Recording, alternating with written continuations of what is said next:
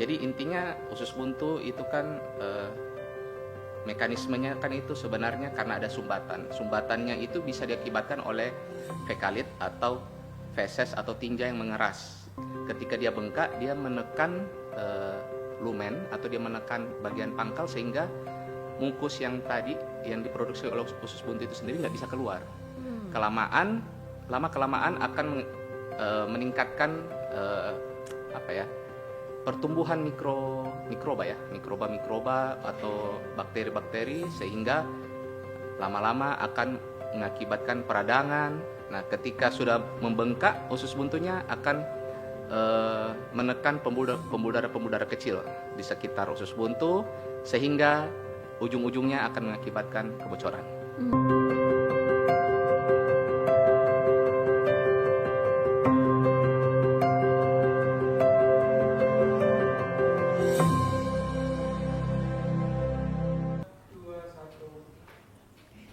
Tentang usus buntu, Sobat K, mungkin dulu sudah sering ya mendengar kasus atau mungkin istilah-istilah tentang usus buntu. Gak boleh makan ini, takut usus buntu. Gak boleh makan itu, takut usus buntu. Dan ternyata usus buntu sendiri merupakan satu kasus yang terjadi hampir di setiap usia.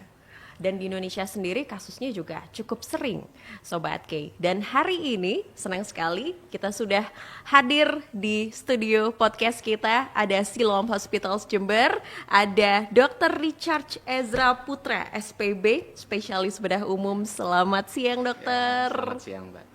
Halo juga Mas Ikin. Ya, di sini Mas Muhammad Nurul Muflikin selaku Public Relation Officer dari Siloam Hospitals Jember. Senang sekali setelah sekian lama ya Mas Ikin ya. Iya, benar sekali. Akhirnya kita hari ini berjumpa ya. Jumpa lagi.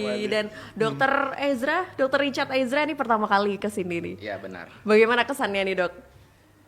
Kesannya Jember. Enak sih. Pendatang juga soalnya dari Dr. Richard Oke, juga. pendatang dari mana, Dokter? Kalau saya asal dari Makassar, Mbak. Luar Jawa ya, Luar dokter Jawa. ya. Pasti ada sedikit culture shock mungkin masuk ke Kabupaten Jember awal-awal. Sebenarnya nggak juga, justru di sini enak karena nggak macet. Oh, lebih enak karena nggak macet. Mudah-mudahan yang lain-lainnya juga lebih enak ya, dokter ya. Amin. Tapi kalau untuk kasus usus buntu sendiri nih, dokter, apakah di Jember kira-kira ada uniqueness yang dokter temukan dibandingkan dengan daerah lain atau daerah sebelum dokter ke Kabupaten Jember? Kalau unik mungkin nggak ya, karena kasus terutama radang usus buntu ini kan kasus yang banyak ya. Apalagi kan ya setiap manusia pasti punya usus buntu, jadi ada resiko kemungkinan akan mengalami peradangan. Mungkin sejauh ini saya belum mendapatkan perbedaan yang signifikan karena saya juga masih baru di sini. Tetapi memang kalau di daerah-daerah terutama daerah-daerah pelosok tempat di mana saya kerja sebelumnya, memang kasus usus buntu itu kasus yang kadang ya bisa dibilang sampai yang parah ya. Karena kan mungkin kalau di daerah itu terbatasnya akses, terus terbatasnya kita juga mungkin pengetahuan yang kurang. Jadi terkadang ada beberapa hal misalkan nyeri, pasien-pasien atau masyarakat mengalami nyeri perut tetapi mereka abaikan. Jadi akhirnya menimbulkan komplikasi. Baik. Nah, kalau masyarakat di perkotaan kan ya mungkin karena kita sudah mendapat edukasi yang baik, jadi penanganannya bisa lebih cepat. Tetapi kalau di daerah, apalagi daerah terpencil, ya selain pengetahuan, akses juga, Mbak ya. Akses ke rumah sakit terkadang apalagi daerah kepulauan itu sulit. Jadi mereka kadang memerlukan transportasi seperti perahu, kadang mereka harus nunggu sampai berhari-hari bahkan ada yang berbulan-bulan. Jadi mungkin pasien udah merasakan nyeri tetapi nggak bisa langsung ke rumah sakit seperti itu. Jadi menimbulkan komplikasi. Jadi ketika sudah sampai di rumah sakit kita menangani komplikasinya. Sudah versi parahnya ya, dokter benar, ya. versi parahnya. Tapi pada dasarnya dokter, definisi dari usus buntu ini apa? Jadi usus buntu itu nama lainnya appendix ya. Jadi itu suatu usus berbentuk ya seperti tabung, tetapi dia buntu, ya. Jadi memang sih secara fungsi usus buntu ini kalau ya memang masih kontroversi ya. Ada yang mengatakan bahwa tidak jelas fungsi, tetapi ada beberapa penelitian mengatakan fungsi usus buntu ini sebagai kekebalan, sebagai sistem kekebalan, jadi menghasilkan imunoglobulin dan ada jaringan limfoid juga di sekitar situ, dan bahkan sebagai reservoir bakteri yang baik untuk usus. Jadi keberadaannya usus buntu sendiri sebenarnya di tubuh kita juga ada manfaatnya. Cuman ketika dia sudah meradang itu yang harus ditangani dengan baik ya Iya, benar. dokter ya. Kemudian apakah sebenarnya yang menyebabkan usus buntu atau radang usus buntu pada orang dewasa, dokter? Jadi penyebab radang usus buntu ini awalnya karena adanya sumbatan. Jadi sumbatan di pangkal usus buntu ya. Jadi usus buntu itu letaknya setelah usus halus dan awal usus besar. Jadi seperti umbai cacing. Dan lumen atau lubang, istilahnya lumen ya, atau lubang itu kan kecil, nggak besar ya. Jadi kalau ada sumbatan di pangkalnya itu mengakibatkan pertumbuhan kuman, kemudian lama-lama mengalami infeksi seperti itu. Bahkan kalau parah dia bisa bocor. Baik. Kemudian dokter, ini kan kalau pemahaman masyarakat usus buntu itu ternyata bukan serta-merta radang usus buntu. Ada juga yang menyangkut pautkan dengan kalau kita makan ini ususnya bisa buntu gitu dokter. Atau mungkin bisa menyebabkan yang namanya diagnosis usus buntu. Sebenarnya apakah memang pola makan atau mungkin kebiasaan makan makanan tertentu yang berbiji atau mungkin tepung-tepungan itu juga bisa mempengaruhi kondisi usus buntu kita? Jadi sebenarnya kalau soal makanan memang ada beberapa penelitian mengatakan bahwa orang dengan sering konsumsi serat ya, dengan diet rendah lemak itu angka kejadian untuk usus buntu itu menurun ya. Jadi intinya usus buntu itu kan mekanismenya kan itu sebenarnya karena ada sumbatan. Sumbatannya itu bisa diakibatkan oleh fekalit atau feses atau tinja yang mengeras. Jadi kalau tinja mengeras di bagian pangkal, jadi otomatis usus buntu itu kan sendiri mengeluarkan mukus atau lendir. Jadi produksi lendir tetap berjalan tetapi nggak bisa keluar karena ada sumbatan. Atau karena sebelumnya orang ini mungkin pernah diare dan mengakibatkan jaringan limfoid atau jaringan sistem kekebalan di sekitar usus buntu itu mengalami pembengkakan. Ketika dia bengkak, dia menekan lumen atau dia menekan bagian pangkal sehingga mukus yang tadi yang diproduksi oleh usus buntu itu sendiri nggak bisa keluar. Lama-kelamaan akan meningkatkan pertumbuhan mikroba atau bakteri-bakteri sehingga lama-lama akan mengakibatkan peradangan. Nah, ketika sudah membengkak usus buntunya akan menekan pembuluh-darah kecil di sekitar usus buntu sehingga ujung-ujungnya akan mengakibatkan kebocoran. Itu kalau sudah parah. Itu tadi masalahnya ya Iya. dokter ya. Tapi dokter kalau kita lihat dari penyebab-penyebab yang dokter jelaskan tadi berarti tidak hanya pada orang dewasa dong sebenarnya usus buntu ini. Iya. Dan rata-rata tadi kita dokter sempat jelaskan off the record ya dokter ya untuk usia-usia yang patut diwaspadai ketika menderita yang mungkin bisa berpotensi untuk usus buntu. Itu kira-kira usia berapa dokter? Dekade kedua, dekade ketiga ya, umur 20-an, 30-an, tetapi tidak menutup kemungkinan usia 40 dan 50 bahkan 60 itu bisa Masih bisa terjadi ya. radang. Bahkan ada sebagian kecil tapi sangat jarang usia 5 bahkan di bawah 5 tahun.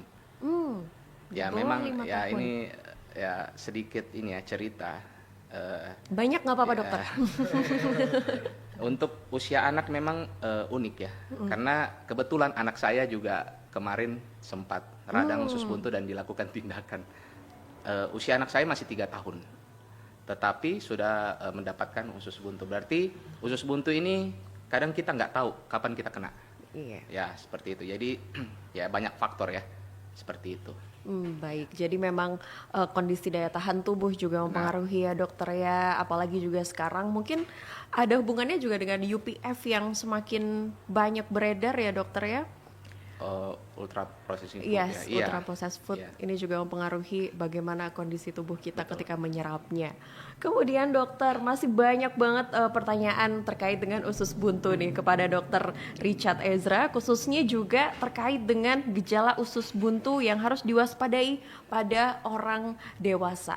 Tapi sebelum dijawab sama dokter Richard, sebelum kita tahu kira-kira bagaimana gejalanya untuk orang dewasa, kita tanya dulu kalau misalnya sewaktu-waktu ada gejala, karena kan tadi udah di-spill sedikit-sedikit ya Benar. sama dokter, kalau udah sakit, ini gimana, kira-kira bisa menghubungi Silawam nggak untuk kasus usus buntu atau mungkin gejala sakit yang dirasakan oleh masyarakat? Jawabannya bisa banget Mbak Alifa ya. Jadi buat Sobat K ketika dalam posisi emergensi atau gawat darurat nih, baik keluarganya maupun tetangganya maupun siapapun itu, ketika dalam keadaan darurat jangan panik. Ya, biasanya kan orang-orang dalam keadaan darurat panik, bingung harus ngapain gitu kan. Betul. Ya. Nah, buat Sobat K jangan khawatir. Jadi kalau dalam keadaan darurat, silakan bisa menghubungi nomor emergensinya Silawam Hospital Jember, yaitu 0331 2861 911. Oke. Itu. Dan kita di Silawam Jember ada program penjemputan tanpa dipungut biaya maksimal 10 km untuk pasien rawat inap itu. Wah, keren banget. Maksimal 10 km 10 dari kilometer Silawam ya. Dari Silawam, benar. Wah, ini kalau rumah kamu Sobat K cuma 3 km dari Silawam, tapi vaskes kamu lebih jauh, Silawam aja deh Silawam mending. aja, benar. Yang dihubungin. Tadi nomornya bisa disebut lagi Mas Ikin? 0331 2861 911. 2861 911. Jadi bisa dicatat. 911-nya. Iya, Yes. benar. 911-nya orang Jember nih ya. 2861 911. Oke. Tapi gejalanya bagaimana? Nanti sebelum mungkin lebih jauh ya, kira-kira wah sakit perutku seperti apa nih? Apakah ini termasuk usus buntu? Kita tanyakan ke dokter Richard Ezra. Adakah mungkin dokter gejala khusus peradang usus buntu atau usus buntu sendiri ini untuk orang dewasa, dokter? Jadi gejala awalnya sebenarnya hanya nyeri perut ya, rasa tidak nyaman di perut. Tetapi lama-kelamaan nyeri perut yang di sekitar area pusar atau di atasnya lagi di area ulu hati, dia akan berpindah menjalar atau migrasi ke perut sisi kanan bawah. Nah, kalau nyeri sudah berpindah, rasa awal mulanya di bagian tengah perut, di sekitar pusar, terus dia berpindah dan menetap di sisi kanan perut kanan bawah, hati-hati. Wah. Ya, kemungkinan besar merupakan suatu gejala dari radang usus buntu. Tetapi memang perlu dilakukan beberapa pemeriksaan sebenarnya. Baik. Jadi cuman kalau untuk kita sebagai masyarakat, kita perlu waspada ya. Nyeri perut, terkadang ada beberapa pasien ya, nyeri ulu hati, Iya. diobati obat mah kok tidak Sembuh. ya. Kemudian mungkin dalam beberapa hari atau bahkan dalam hari itu juga udah pindah nih, menetap di perut kanan bawah. Kalau nyerinya terkadang ada yang nyeri cuman nyeri sebentar kemudian hilang. Iya. Ada yang nyeri banget, nah, seperti itu. Nah, tetap itu merupakan suatu gejala. Jadi hati-hati, segera ke fasilitas kesehatan terdekat ya untuk diperiksa. Baik, berarti ini sudah kita ketahui ya kira-kira perbedaannya antara nyeri perut biasa atau mungkin nyeri perut karena usus buntu. Sudah dijelaskan oleh Dr. Richard Ezra, Sobat K. Tapi selengkapnya lagi masih banyak terkait dengan bagaimana proses diagnosisnya, kemudian resikonya bagaimana, kemudian juga nanti penanganannya bagaimana. Kita akan tanyakan lebih lanjut, jadi stay tune terus di K Radio Talk bersama Silawam Hospital Jember.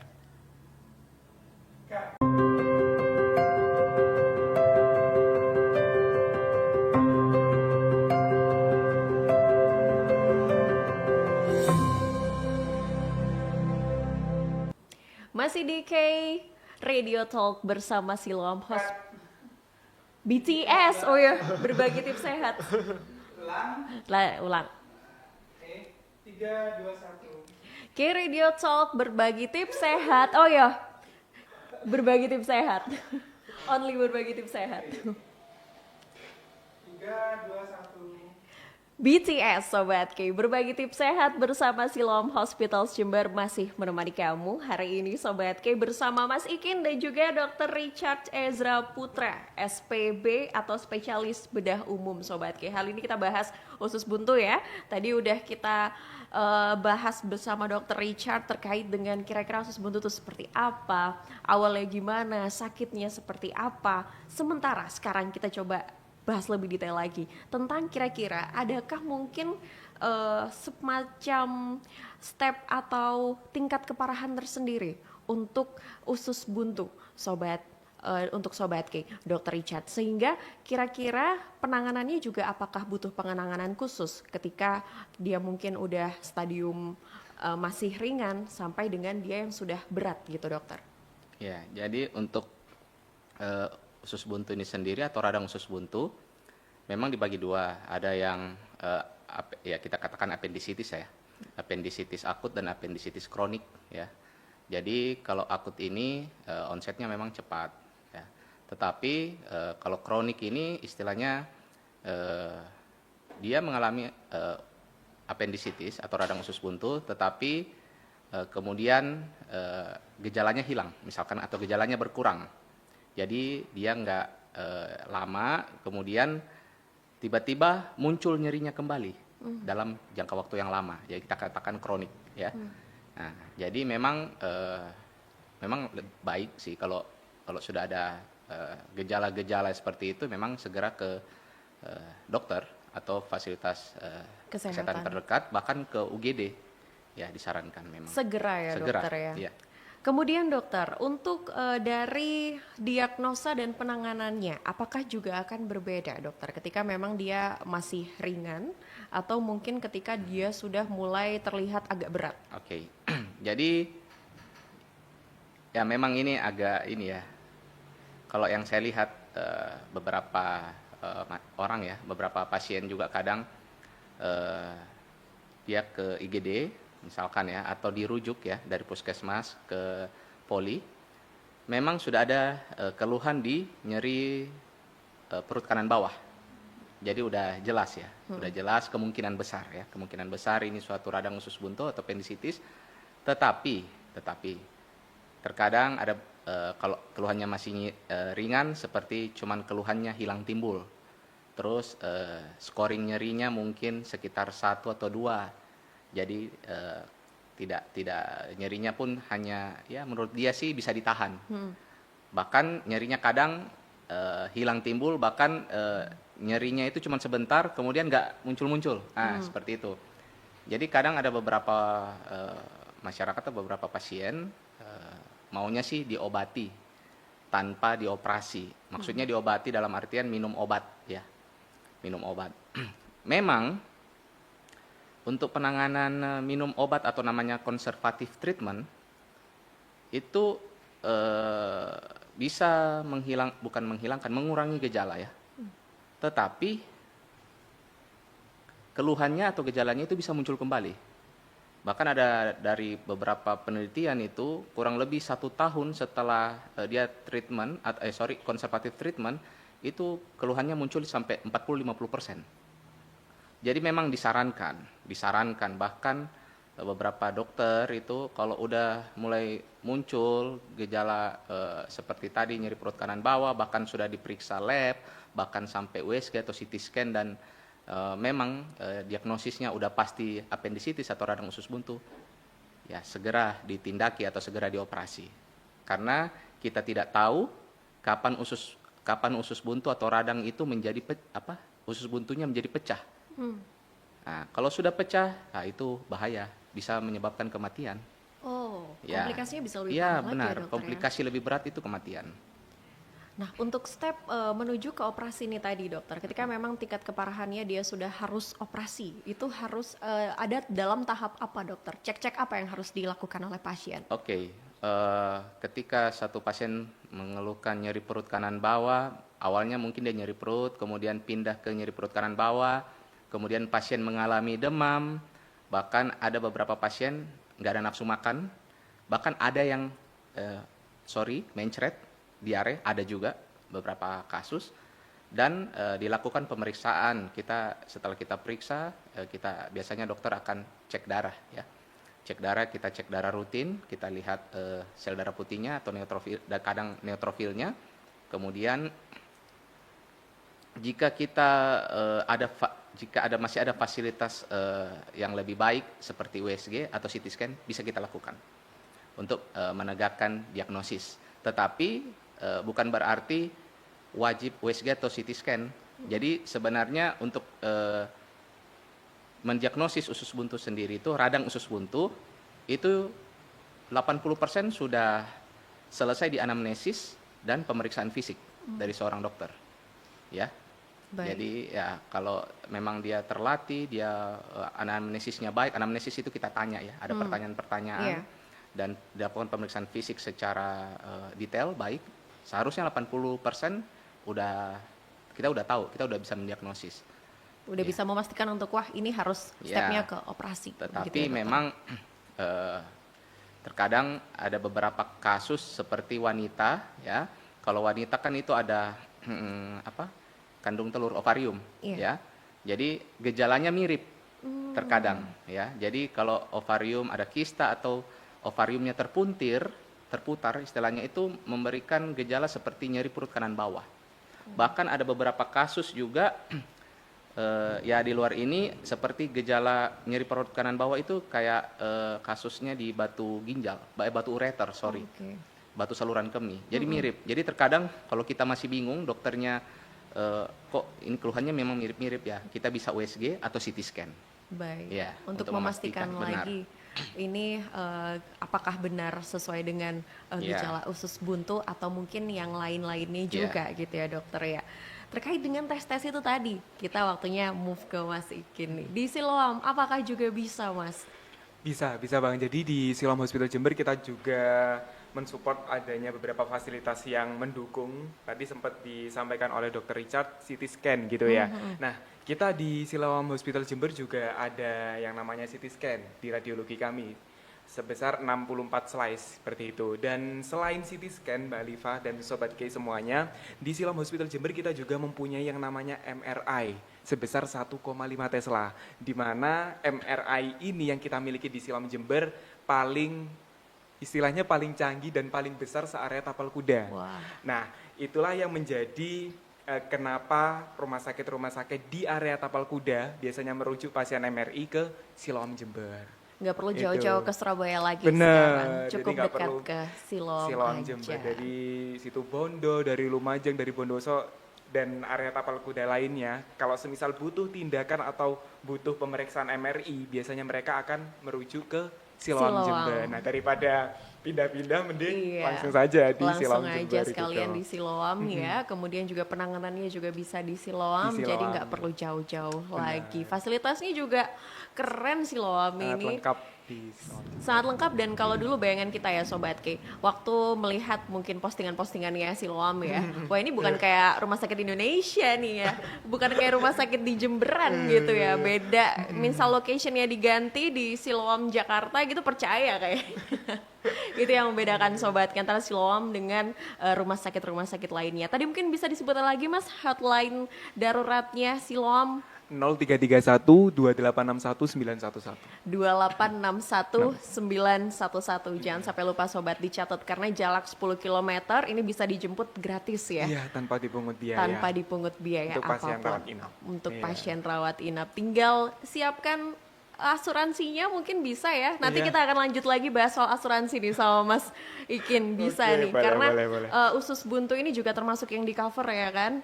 Dan juga termasuk juga penyakit yang sering kali ya dokter ya ditemui di usia dewasa maupun juga anak-anak. Tadi dokter sebutkan bahkan usia di bawah 5 tahun sudah ada yang terkena gitu ya dokter.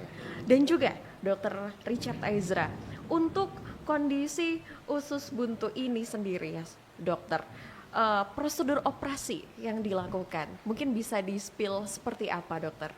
Jadi radang usus buntu sendiri ini memang dilakukan tindakan operasi namanya appendektomi. Ya, appendektomi itu di mana kita membuang appendik ya, appendixnya. Caranya itu bisa ya macam-macam ya. Ada yang terbaru memang sih ya minimal invasif ya. Jadi itu menggunakan alat namanya laparoskopik ya. Jadi ada alat, ada device yang masuk ke dalam rongga perut, kemudian kita melihatnya pakai layar ya. Jadi seperti game gitu, main game. Nah, memang sih luka operasinya itu lebih kecil.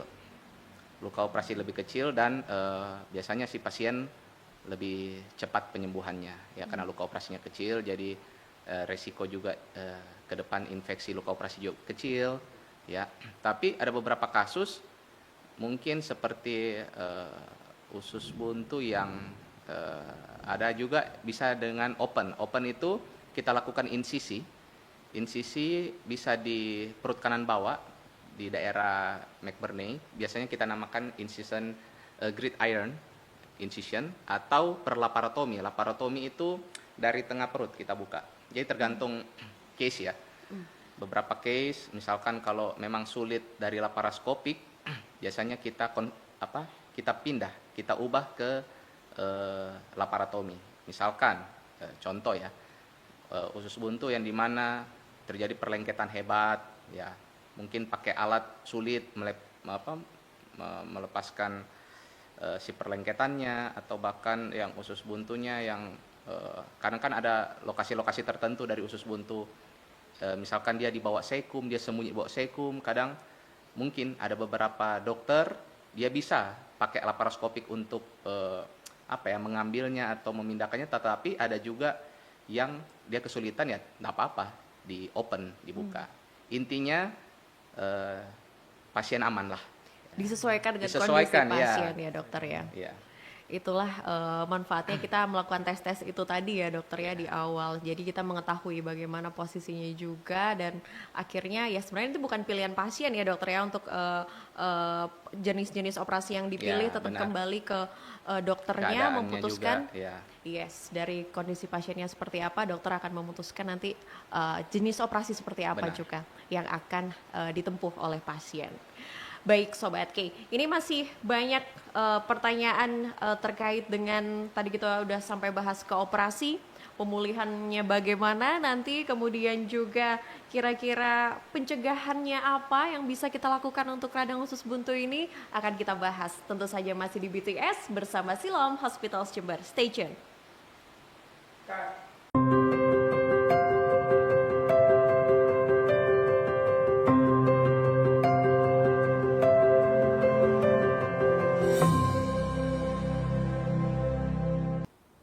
Masih di K Radio Talk bersama Siloam BTS, oh ya, berbagi tips sehat. Ulang. 3, 2, 1. K Radio Talk berbagi tips sehat. Oh ya, berbagi tips sehat. Only berbagi tips sehat. 3, 2, 1. BTS Sobat K, berbagi tips sehat bersama Siloam Hospitals Jember masih menemani kamu hari ini Sobat K bersama Mas Ikin dan juga Dr. Richard Ezra Putra, SPB atau spesialis bedah umum Sobat K. Hal ini kita bahas usus buntu ya. Tadi udah kita bahas bersama Dr. Richard terkait dengan kira-kira usus buntu itu seperti apa, awalnya gimana, sakitnya seperti apa. Sementara sekarang kita coba bahas lebih detail lagi tentang kira-kira adakah mungkin semacam step atau tingkat keparahan tersendiri untuk usus buntu untuk Sobat K, Dr. Richard, sehingga kira-kira penanganannya juga apakah butuh penanganan khusus ketika dia mungkin udah stadium masih ringan sampai dengan dia yang sudah berat gitu dokter. Ya, jadi untuk usus buntu ini sendiri atau radang usus buntu memang dibagi dua. Ada yang ya kita katakan appendicitis ya, appendicitis akut dan appendicitis kronik ya. Jadi kalau akut ini onsetnya memang cepat ya. Tetapi kalau kronik ini istilahnya dia mengalami appendicitis atau radang usus buntu, tetapi kemudian gejalanya hilang misalkan atau gejalanya berkurang. Jadi dia nggak lama, kemudian tiba-tiba muncul nyerinya kembali. dalam jangka waktu yang lama. Jadi kita katakan kronik ya. Nah, jadi memang baik sih kalau sudah ada gejala-gejala seperti itu memang segera ke dokter atau fasilitas kesehatan Kesehatan. terdekat, bahkan ke UGD ya disarankan memang. Segera ya Segera, dokter ya. iya. Kemudian dokter, untuk dari diagnosa dan penanganannya, apakah juga akan berbeda dokter ketika memang dia masih ringan atau mungkin ketika dia sudah mulai terlihat agak berat? Oke. Jadi ya memang ini agak ini ya. Kalau yang saya lihat beberapa orang ya, beberapa pasien juga kadang dia ke IGD misalkan ya, atau dirujuk ya dari puskesmas ke poli, memang sudah ada keluhan di nyeri perut kanan bawah. Jadi udah jelas ya, udah jelas kemungkinan besar ya, kemungkinan besar ini suatu radang usus buntu atau appendicitis. Tetapi terkadang ada kalau keluhannya masih ringan, seperti cuman keluhannya hilang timbul. Terus scoring nyerinya mungkin sekitar 1 atau 2. Jadi tidak nyerinya pun hanya ya menurut dia sih bisa ditahan. Bahkan nyerinya kadang hilang timbul, bahkan nyerinya itu cuma sebentar kemudian nggak muncul-muncul. Nah, seperti itu. Jadi kadang ada beberapa masyarakat atau beberapa pasien maunya sih diobati tanpa dioperasi. Maksudnya diobati dalam artian minum obat ya. Minum obat. Memang untuk penanganan minum obat atau namanya conservative treatment itu bisa mengurangi gejala ya. Tetapi keluhannya atau gejalanya itu bisa muncul kembali.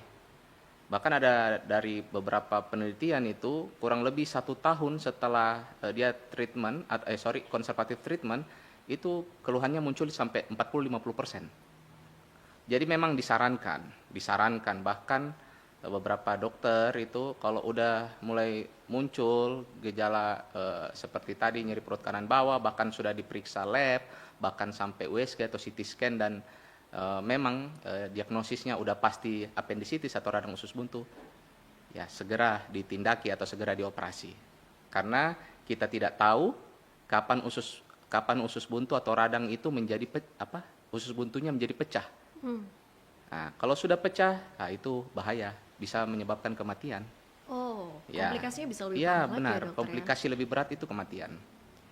Nah, untuk step menuju ke operasi ini tadi dokter, ketika memang tingkat keparahannya dia sudah harus operasi, itu harus ada dalam tahap apa dokter? Cek-cek apa yang harus dilakukan oleh pasien? Oke, ketika satu pasien mengeluhkan nyeri perut kanan bawah, awalnya mungkin dia nyeri perut, kemudian pindah ke nyeri perut kanan bawah, kemudian pasien mengalami demam, bahkan ada beberapa pasien nggak ada nafsu makan, bahkan ada yang mencret, diare, ada juga beberapa kasus, dan dilakukan pemeriksaan.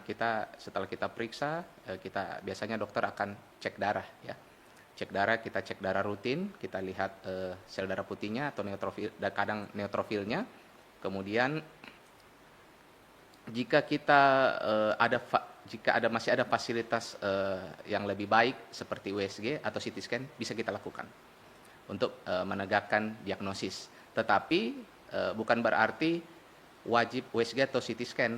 Jadi sebenarnya untuk mendiagnosis usus buntu sendiri itu, radang usus buntu itu 80% sudah selesai di anamnesis dan pemeriksaan fisik dari seorang dokter.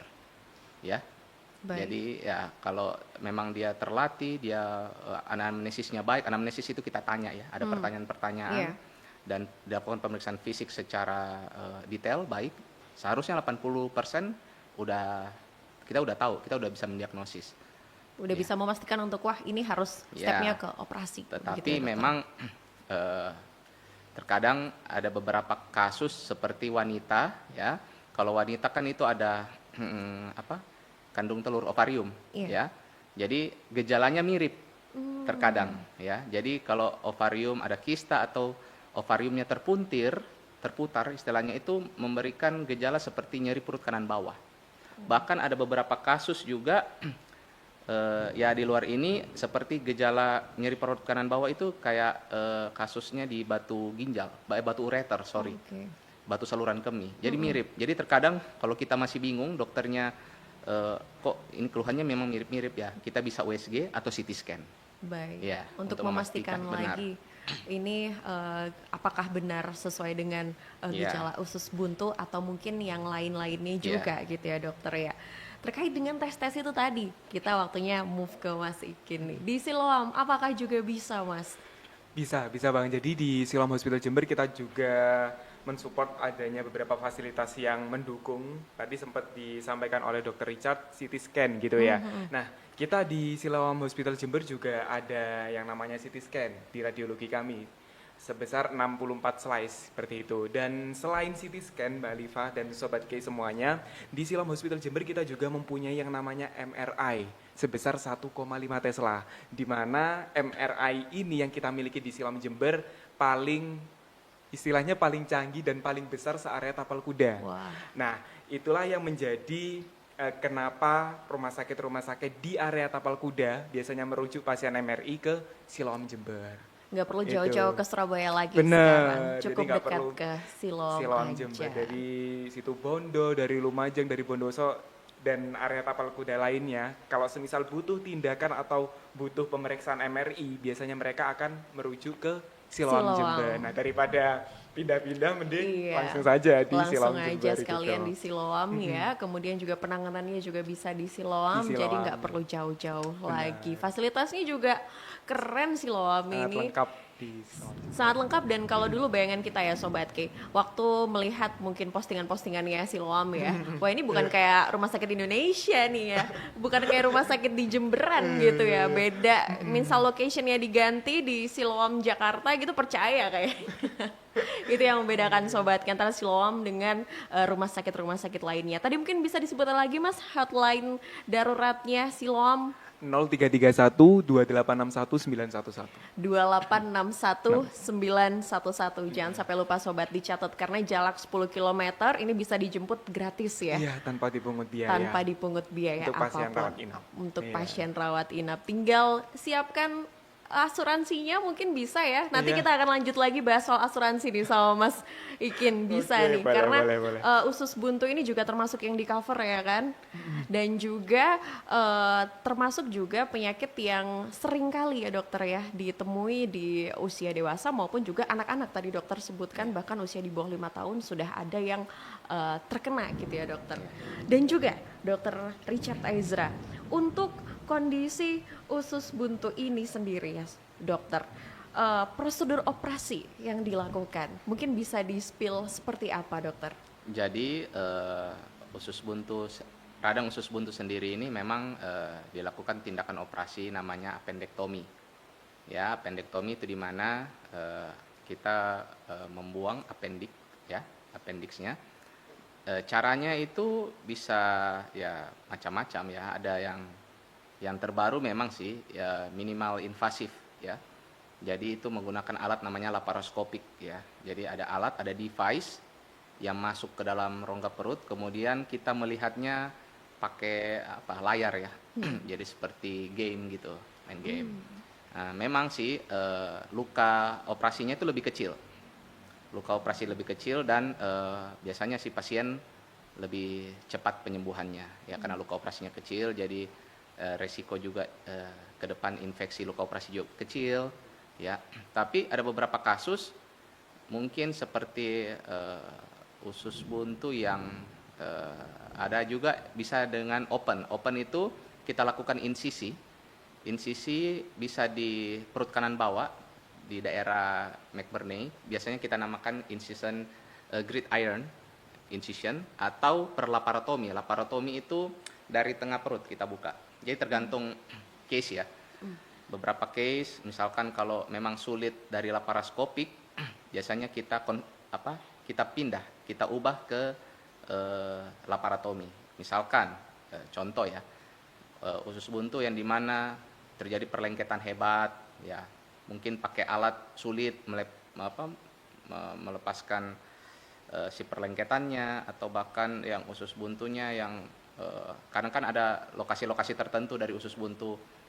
Misalkan dia dibawa sekum, dia sembunyi bawa sekum. Kadang mungkin ada beberapa dokter dia bisa pakai laparoskopik untuk mengambilnya atau memindahkannya. Tetapi ada juga yang dia kesulitan, ya nggak apa-apa, di open, dibuka.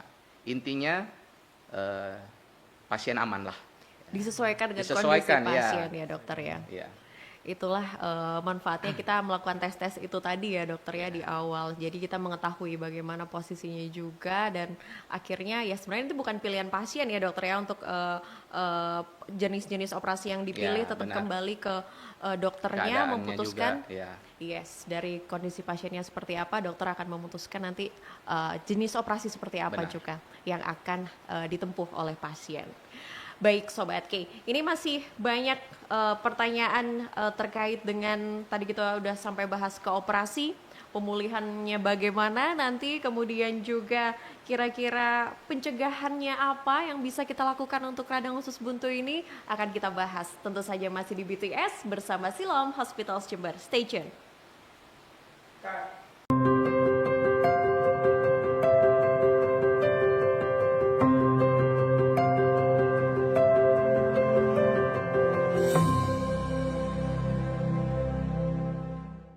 Kita sudah bahas terkait dengan radang usus buntu, atau mungkin yang sering dikenal adalah usus buntu oleh masyarakat Sobat K, bahkan sampai ke step operasinya tadi bersama dengan Dr. Richard Ezra. Sementara Sobat K, untuk penanganan bagi masyarakat sendiri, bagi yang mungkin sudah memiliki BPJS, kira-kira bagaimana penanganannya untuk di Siloam?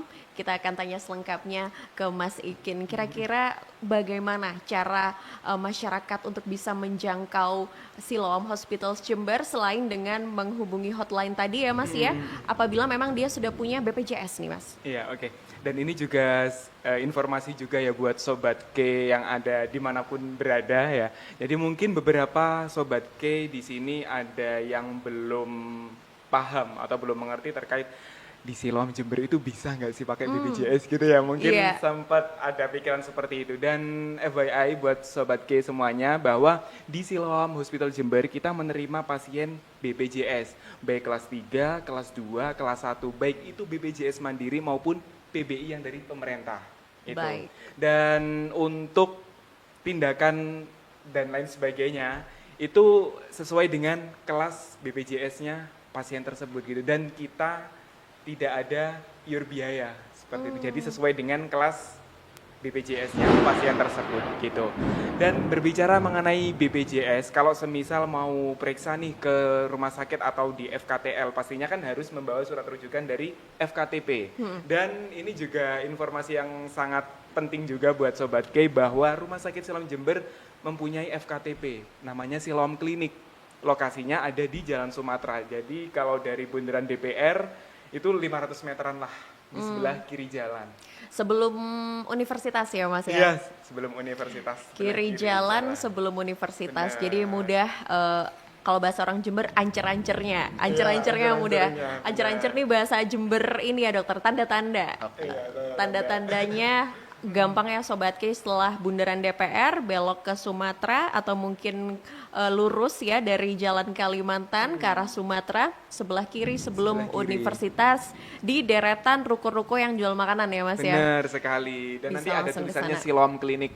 Gitu. Baik, di Siloam Klinik. Dan juga dengar-dengar Siloam sekarang ada brand, bukan brand baru ya, namanya sudah ganti Oh, iya. atau mungkin ini upgrade atau ganti bisa dibilang ya Mas? Bisa dikatakan bertransformasi sepertinya Mbak Alifa ya. Baik. Jadi yang dulunya namanya Siloam Hospital Jember, ini bertransformasi menjadi RSU Siloam Jember. Gitu. Lebih istilahnya mungkin lebih merakyat ya. Benar sekali. Jadi nggak takut lagi wah namanya Siloam Hospitals, apakah masuknya harus bisa bahasa Inggris? Nggak harus juga. harus kok, Dan iya. sekarang sudah menjadi RSU Siloam Dan Jember. layanannya tetap SOP-nya seperti Rumah sakit iya, rumah sakit pada iya. umumnya, dan juga fasilitasnya tentu saja juaranya Juara, Siloam bener. Hospitals. Kita balik lagi sekarang karena udah tahu ya fasilitasnya di Siloam udah bisa dijangkau, termasuk juga bahkan sampai mungkin penanganan untuk usus buntu ini sendiri dan juga penyakit-penyakit lainnya ya dokter dan Mas Ikin. Sekarang kita balik lagi ke topik usus buntu. Tadi sudah dibahas sampai operasinya, prosedur operasinya oleh dokter Richard Ezra. Sementara kalau untuk pemulihannya, dokter, ini cukup kah untuk pemulihan biasa atau ada step-step tersendiri yang harus dijalani oleh pasien, dokter? Jadi memang setelah selesai melakukan tindakan operasi, ya memang sih kalau dari saya pribadi memang saya lihat case-nya ya. Kalau memang sampai pada saat tindakan, pada saat operasi itu perutnya apa istilahnya ususnya distensi atau sampai misalkan bocor dan nanahnya kemana-mana ya otomatis memerlukan ya pemulihan yang lebih lama dibandingkan yang radang usus buntu yang grade-nya lebih rendah ya. Jadi memang kalau pemulihan pada umumnya itu sih berlangsung sekitar total yaitu bisa 2 sampai 4 minggu, terkadang ada yang sampai ya berbulan-bulan 1 sampai 2 bulan tergantung kasusnya, tergantung keparahannya. Jadi biasanya kalau yang ringan itu mungkin di 10 sampai 14 hari kita sudah bisa terkadang sudah bisa buka jahitan ya. Kemudian aktivitas normal bisa dilakukan seperti misalkan di rumah dia jalan ya yang penting dia nggak jalan jauh gitu. Oh ya. Nggak jalan yang Olahraga masih belum boleh ya, dokter olahraga ya? mungkin karena butuh pemulihan ya jadi takutnya kalau kejauhan jalan takutnya nyeri ya masih nyeri jadi memang ya kita mobilisasi memang sebisa mungkin early mobilisation tetapi bukan berarti early mobilization ya kita seperti langsung gimana ya langsung kerja berat gitu nggak harus seperti itu Bertahap ya, bertahap benar nah dan memang kalau yang kasus berat itu terkadang sih beberapa kasus itu bahkan mungkin ada yang dietnya juga diatur juga ya diatur dokter juga ya? nah jadi seperti itu. Jadi tetap harus menjaga kondisi tubuh dengan sebaik-baiknya Benar. pada intinya lah ya dokter ya Ya, dan benar. kontrol sesuai waktu yang ditentukan. Iya benar. Tapi dokter, apakah kira-kira usus buntu ini itu bisa berdampak pada sistem pencernaan, dokter? Yang lainnya, apa bisa mungkin dalam jangka panjang ketika mungkin dia sudah diatasi, dia bisa berdampak pada yang lainnya juga? Jadi sebenarnya kalau radang usus buntu ya, ini kita bilang aja radang usus buntu, jika tidak ditangani, otomatis akan menyebabkan infeksi di usus sekitarnya. Bisa. Beberapa kasus saya dapati pasien yang gradingnya yang cukup parah, yang sampai bocor, bahkan itu ada nanah ya, ada pus atau nanah, dia itu sampai kadang meluber ya dalam perut. Bahkan sampai isi kotoran juga keluar, itu bisa mengakibatkan infeksi di area sekitar. Jadi infeksi ususnya bisa luas ya. Jadi memang bisa sampai separah itu. Tetapi kalau yang cepat kita tangani, gejala awal dan langsung ditindaki, itu biasanya ya tidak terlalu pengaruh sih dengan organ sekitar.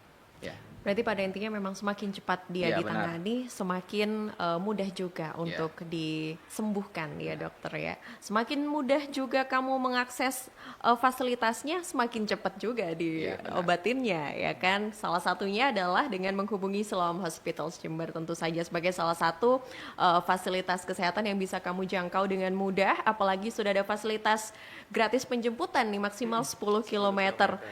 Nomornya 2681 ya Mas ya. Iya, benar. 2681911. Cukup mudah diingat karena yang belakang itu adalah call centernya US ya. Mungkin yang suka nonton film di HBO atau mungkin di Netflix sih ya. 911 jadi satu nomor darurat dan Siloam Hospitals Jember sudah siap artinya untuk menjadi nomor daruratnya masyarakat Jember. Jadi harus diinget-inget ya Sobat K, 2681911. Kemudian nih Dr. Richard Ezra, untuk pencegahan sendiri terhadap terjadinya usus buntu, adakah mungkin tips and triknya Bapak untuk Sobat K?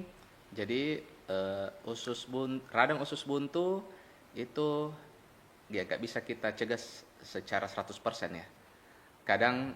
Terkadang ya kita udah jaga pola makan, terkadang ada aja yang kena. Wah, Ya, iya. seperti itu. Jadi sebenarnya ya mungkin ya di beberapa kasus bahkan di beberapa penelitian mengatakan bahwa diet tinggi serat atau diet rendah lemak itu menurunkan angka kejadian dari radang usus buntu ini sendiri. Ya, jadi intinya kalau kita ya terkadang ada beberapa juga kasus di mana kita nih ya ini mungkin bagi orang yang sif-sifan bahkan yang anak-anak kuliahan ya, Iya. dia kan sering makan malam nih, bahkan ada yang subuh gitu makannya. Itu sebenarnya hati-hati karena makan malam di atas ya, jam 8 ke atas itu sebenarnya metabolismenya itu kita udah lambat. Pergerakan usus kadang juga ya tidak sebaik ketika sebelum jam 6. Jadi pergerakan usus lambat itu mengakibatkan di mana bisa terjadi penumpukan kotoran di sekitar usus besar. Nah, kalau ada penumpukan kotoran di usus besar, ya apalagi kalau di dekat appendix ya bisa tersumbat, jadi bisa meningkatkan resiko. Ya seperti itu. Sebenarnya kalau pola makan sih sebenarnya ya cukup kita ya rehidrasi, minum banyak juga, kemudian kita makan sayur atau buah sebenarnya cukup sih. Untuk Dan pencegahan dan ya, Dok? olahraga terutama. Tentu Ya. saja. Olahraga benar-benar harus Ya. jadi gaya hidup ya nampaknya Ya. sekarang dokter. Dan ini juga tadi dokter sempat sebutkan ya Mas Ikin ya, emang di usia-usia kita ini makannya seringkali lupa mungkin ya dokter ya. Jadi kalau udah sibuk-sibuk banget itu nggak inget makan, jadi kenyang terus rasanya. Sampai terbengkalai kadang ya. Terbengkalai makannya. Iya. Kalau nggak ada yang ngingetin apalagi ya. Apalagi kalau di sekarang ya, waktu sekarang kan ini cuacanya yang sangat Betul. ini juga ya Mbak Alifa, juga pentingnya kita buat menjaga kesehatan. Betul. Dan ini juga FYI buat Sobat K semuanya, bahwa di Siloam Hospital Jember kebetulan untuk saat ini ada paket yang namanya booster sehat, dan itu start from 150-an. Wah, mungkin Ya. bisa disebutkan ada apa aja untuk booster sehat dari Booster sehat Siloam itu ini? ada kita paket C-suit, V-suit, sama kompleks. Jadi untuk lebih lengkapnya Sobat K bisa langsung kunjungi di Instagramnya Siloam Jember. Wah, bisa langsung ke Instagram Siloam Jember ya Sobat K, karena ini juga jadi pendukung juga ya. Bener. Apalagi Injeksi kalau udah vitamin. makannya terlambat, terus daya tahan tubuhnya tentu saja menurun ya kan. Kalau misalnya kondisi pola makan kita nggak diatur dengan baik, daya tahan tubuh menurun, dan salah satu cara menjaganya ya dengan Bisa injeksi vitamin injeksi vitamin, menghubungi Siloam Hospital Jember Sobat K.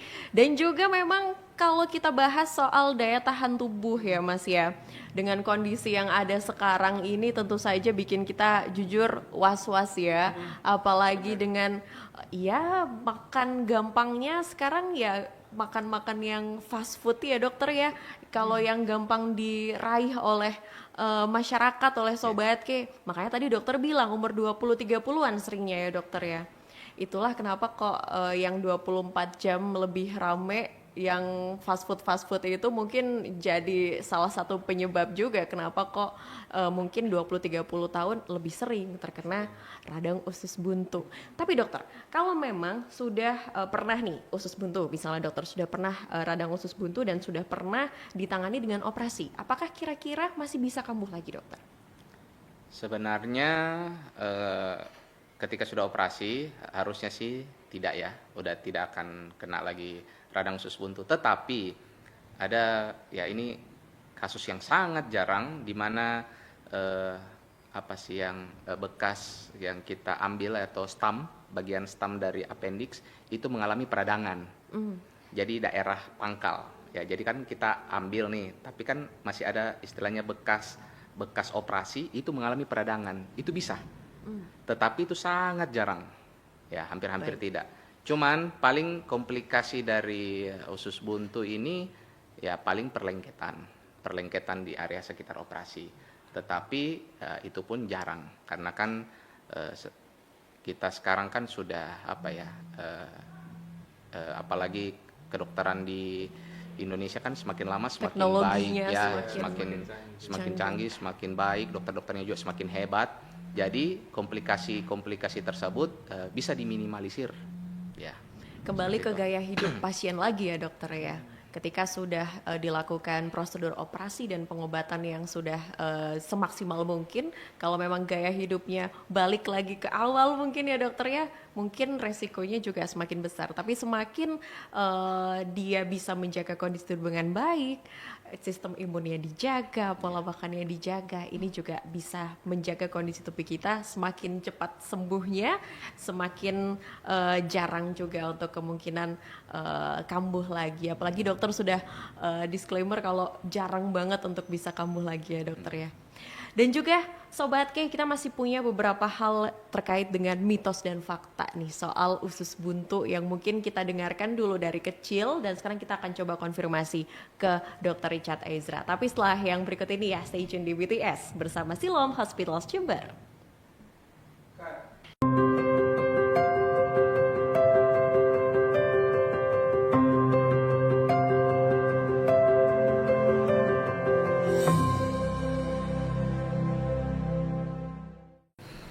Mitos dan fakta soal radang usus buntu atau mungkin orang-orang kenalnya usus buntu ya Sobat K, ini sudah banyak banget kita denger ya dari kita kecil dan juga sampai sekarang pun masih banyak mitos dan fakta yang beredar, tapi kita coba konfirmasi.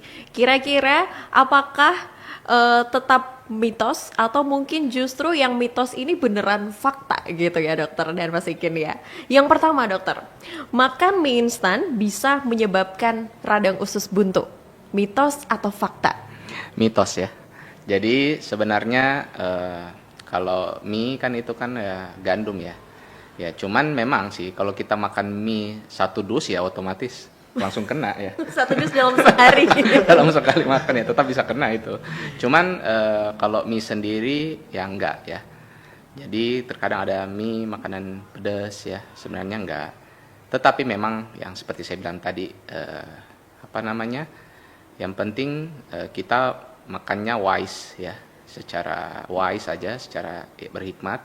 Jadi tetap ya kita konsumsi yang makanan lain seperti serat atau buah ya, supaya pencernaan kita lancar. Nah, jadi kalau pencernaan kita tidak lancar, itu lama-lama terbentuk fekalit yang saya katakan tadi. Nah, fekalit ini kalau dia nyumbat di pangkal dari usus buntu, ya itu ya gampang jadi apendisitis, gampang peradangan. Pada intinya kudu seimbang ya dokter Ya. ya yang dikonsumsi. Boleh hari ini makan mie instan tapi ya jangan sampai satu dus dan juga nanti dipertimbangkan untuk makan serat yang lainnya Ya. juga ya dokter ya. Jadi ternyata makan mie instan tidak selamanya menyebabkan usus buntu, itu mitos. Kemudian yang kedua, usus buntu bersifat genetik dokter. Kalau orang tuanya usus buntu, anaknya bisa usus buntu. Mitos atau fakta? Jadi sebenarnya ini mitos ya, tetapi ada penelitian mengatakan ada gen-gen tertentu itu bisa mengakibatkan severitas. Jadi istilahnya ya saya lupa gen apa, punya saya pernah baca itu dia meningkatkan, maksudnya dia mempengaruhi severitas aja. Jadi gradingnya yang lebih berat. Tetapi usus buntu itu bisa siapa saja kena, Baik. selama dia manusia, ya pasti. Dan dia- punya usus buntu. ya punya usus buntu belum pernah dioperasi sebelumnya, pasti ada resiko kena. Baik, berarti Ya. memang tidak bersifat genetik tapi kita semua bisa kena usus buntu sobat. Jadi tetap harus menjaga kondisi tubuh Ya. dengan sebaik-baiknya ya dokter ya. Kemudian yang ketiga dokter, jika sudah pernah usus buntu maka tidak akan terkena lagi. Mitos atau fakta? Jika sudah terkena usus buntu, Sudah tidak akan- pernah radang usus buntu kemudian sembuh tidak akan pernah kena lagi. Jadi radang usus buntu ini masih, jika tidak dilakukan tindakan operasi otomatis masih bisa kena. Jadi misalkan yang seperti yang saya katakan tadi, yang ada conservative treatment, jadi ada peradangan usus buntu tetapi tidak ditindaki, jadi hanya meminum obat ya misalkan antibiotik dalam jangka waktu tertentu, ya mungkin peradangannya berkurang, tetapi itu namanya bisa muncul kembali event itu di waktu yang akan datang. Baik. Jadi tetap ada resiko. Fakta ya dokter ya, kalau memang tidak disembuhkan dengan baik, tidak total sampai melakukan prosedur operasi, maka ada kemungkinan untuk dia kambuh lagi. Benar. Berikutnya, dokter Richard, usus buntu hanya bisa sembuh dengan operasi, mitos atau fakta? Radang usus buntu ya fakta. Jadi kalau memang sih disarankan ya, bahkan kalau saya ya daripada kita ambil resiko ya, nanti muncul lagi, misalkan kita nggak mau operasi tetapi kita hanya minum obat tetapi muncul kembali di kemudian hari, ya kita tidak ada yang tahu ya. Jadi memang setelah kita tahu bahwa kemungkinan besar nih saya kena usus buntu, kemudian ke dokter, didiagnosis benar ini usus buntu, alangkah baiknya dilakukan tindakan secepat atau operasi. Baik, karena itu memang jalur ini ya dokter ya, jalur paling cepat dan paling tepat sebenarnya Ya, untuk sih. mengatasi radang usus Untuk buntu. mencegah juga terjadinya komplikasi. Nah, Ya, benar. itu tadi. Karena dokter kan tadi sudah menjelaskan kalau usus buntu ini bisa berpengaruh pada organ sekitar usus yang lainnya kalau tidak ditangani secepatnya, gitu ya dokter ya. Terakhir dokter, usus buntu hanya bisa menyerang orang dewasa. Mitos ya. Jadi anak kecil bisa ya. Bahkan usia 5 tahun bahkan kurang dari 5 juga ada kasus tapi jarang ya. Jarang, jadi memang harus sama-sama semuanya menjaga ya dokter ya. Kita harus sama-sama menjaga pola tubuh, pola makan dan pola hidup dengan baik. Walaupun mungkin masih akan ada potensi untuk terkena ya dokter ya, tapi tetap harus positive thinking, olahraga juga harus terus dilakukan ya dokter.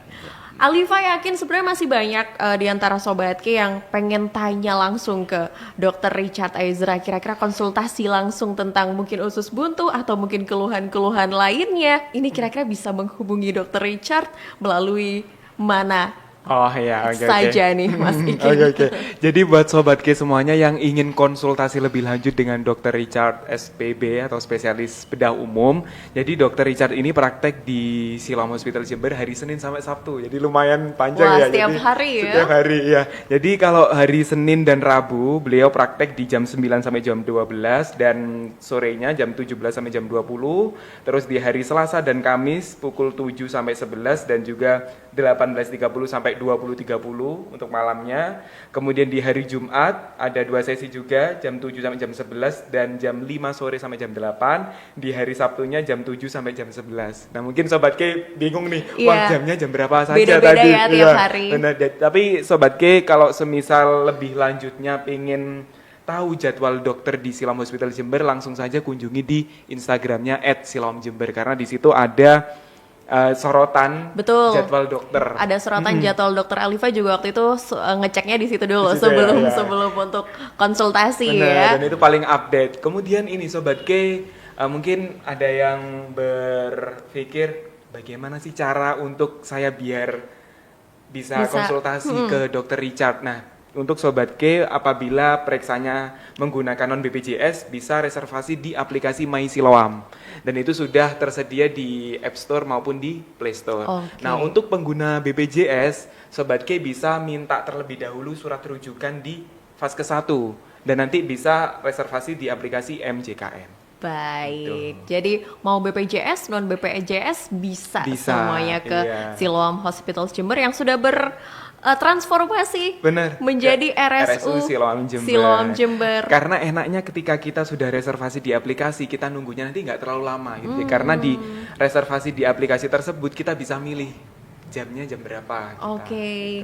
Karena jangan main-main ya Sobat. Kayak Alifa lewat Lipo tiap hari, yang ramai bukan Liponya, Siloamnya yang ramai sekarang. Karena sampai keluar-luar antriannya sering ya Mas Ikin ya. Jadi untuk kamu Sobat yang punya keluhan tersendiri atau mungkin ingin konsultasi langsung dengan Dr. Richard, bisa kamu mendownload dulu aplikasi My Siloam atau melalui My JKN ya, mobile JKN juga bisa. kamu akses Sobat K. Terima kasih banyak atas waktunya hari ini Dr. Iya, Richard terima kasih, Ezra. Terima kasih Mas Ikin. Iya, Rezwati. Mudah-mudahan nanti kita bisa ngobrol lagi terkait dengan topik-topik masalah kesehatan lainnya, atau mungkin bersama Dr. Richard lagi boleh banget mungkin terkait dengan masalah-masalah kesehatan lainnya. Mudah-mudahan Sobat K juga berkenan dengan topik hari ini, dan kalau misalnya kamu punya pertanyaan lebih lanjut silahkan kamu sampaikan ke Instagram Siloam, apalagi terkait dengan layanan, kamu pengen layanan yang seperti apa, pertanyaan khusus bisa langsung ke Instagramnya Siloam. Terima kasih banyak sekali lagi Mas Ikin dan Dr. Richard, mudah-mudahan kita bisa segera bertemu kembali, dan stay tune terus di K Radio ya. Berbagi tips sehat masih terus akan memberikan update-update informasi terbaru. Tunggu video selanjutnya ya Sobat K.